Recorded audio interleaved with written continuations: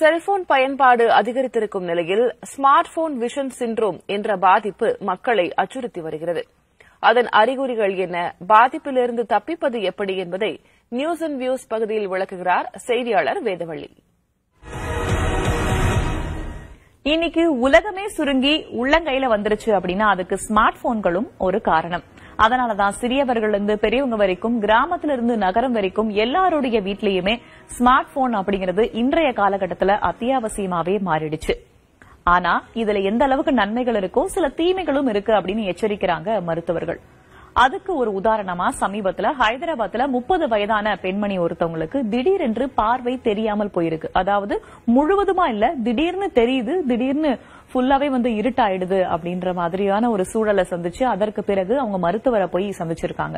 அப்ப மருத்துவர்கிட்ட அவங்க சொன்ன விஷயம், கடந்த ஓராண்டு காலமாக தினமும் அவங்க ஸ்மார்ட் போன்ஸை யூஸ் பண்ணிருக்காங்க. பகல் நேரத்துல 8 இருந்து 10 மணி நேரம் உபயோகப்படுத்திருக்காங்க. இரவு நேரத்துல விளக்குகள் எல்லாம் அணைச்சிட்டு 2 இருந்து 4 மணி நேரம் வரைக்கும் அவங்க ஸ்மார்ட் போன் யூஸ் பண்ணிருக்காங்க.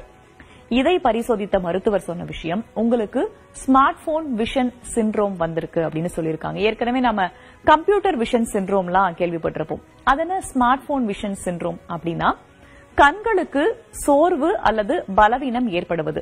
எப்படி நம்ம ஒரு ஜிம்ல போயிட்டு ஒரு ஒர்க் அவுட் பண்றோம், ரொம்ப நேரம் பண்ணிட்டு இருக்கோம் அப்படின்னா ஒரு 5 நிமிஷம் நமக்கு ஒரு கேப் தேவைப்படுது, ஒரு இடைவெளி தேவைப்படுகிறது இல்லையா? அந்த மாதிரிதான் கண்களுக்கும் சோர்வு ஏற்படும், கண்களும் பலவீனம் அடையும் தசைகளை போலவே.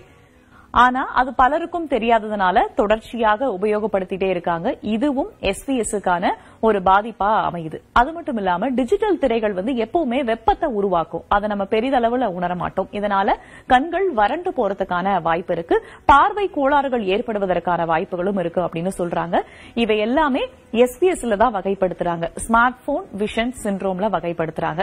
சரி, இதற்கான அறிகுறிகள் என்னென்ன, அந்த பெண்மணி என்னென்ன அறிகுறிகள் எல்லாம் சொல்லியிருக்காங்க அப்படிங்கறத பார்க்கலாம். தெளிவு அவங்களுக்கு குறைஞ்சிருக்கு. அதாவது ஒரு குறிப்பிட்ட இடைவெளியில இருக்கிற பொருளையோ, அங்க குறிப்பிட்ட இடைவெளியில இருக்கிற எழுத்துக்களையோ நான் இவ்வளவு நாளா படிச்சிட்டு இருந்தேன், ஆனா இப்ப என்னால படிக்க முடியல, அந்த தெளிவு எனக்கு குறையுது அப்படின்னா அது எஸ்விஎஸ்க்கான அறிகுறியா இருக்கலாம். அதே மாதிரி திடீர்னு அவங்களுக்கு பிளாஷ் எல்லாம் வந்து போயிட்டு இருக்கு, ஜிக்ஸாக்கான கோடுகள்லாம் இடையிடையே அவங்க போயிட்டு இருக்கு. அது மட்டும் இல்லாம திடீர்னு அவங்க பார்வையற்றதாக மாறிடுறாங்க. திடீர்னு நல்லா கண்ணு தெரியுது, திடீர்னு பார்த்தா இருண்டு போயிடுது. இந்த மாதிரியான அறிகுறிகளை அவங்க சந்திச்சிருக்காங்க. இதை பரிசோதித்த மருத்துவர் சில தீர்வுகளையும் முன் வச்சாரு. முதல் தீர்வு நேரத்தை குறைத்தல். நீண்ட நேரம் நம்ம போன் பயன்படுத்துறத குறைக்கணும் அப்படின்னு சொல்லியிருக்காங்க. அதே மாதிரி தூரத்தை பராமரித்தல். இன்னும் சில பேர்லாம் பாத்தீங்கன்னா இங்க வச்சு பயன்படுத்துவாங்க, அப்படி பயன்படுத்தவே கூடாது, குறிப்பிட்ட இடைவெளியில தான் பயன்படுத்தணும் என்ற அறிவுறுத்தலை மருத்துவர் வழங்கியிருக்காரு.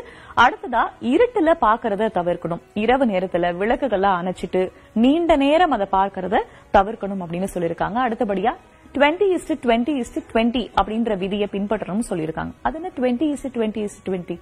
20 நிமிஷத்துக்கு விடாம நம்ம ஸ்மார்ட் போனை பயன்படுத்துறோம் அப்படின்னா அந்த 20 நிமிஷம் முடிஞ்ச உடனே போன் எடுத்து வச்சுட்டு 20 அடி தூரத்துல ஒரு 20 வினாடிகளுக்கு பார்க்கணும் அப்படின்னு சொல்லியிருக்காங்க. இதன் காரணமாக இந்த தசைகளுடைய அணுகுமுறையில கொஞ்சம் மாற்றம் ஏற்படும். அதனால பார்வை குறைபாடோ அல்லது பார்வை கோளாறுகள் நம்ம தப்பிச்சுக்கலாம் அப்படின்னு மருத்துவர்கள் ஆலோசனை வழங்குறாங்க.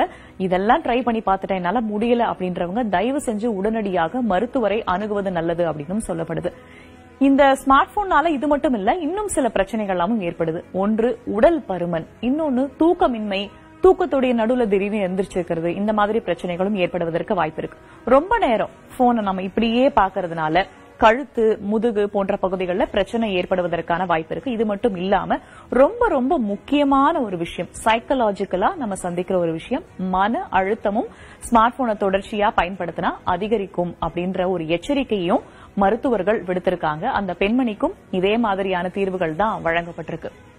அளவுக்கு மிஞ்சினால் அமிர்தமும் நஞ்சு. இது உணவுக்கு மட்டும் இல்லங்க, ஸ்மார்ட் போனுக்கும் பொருந்தும்.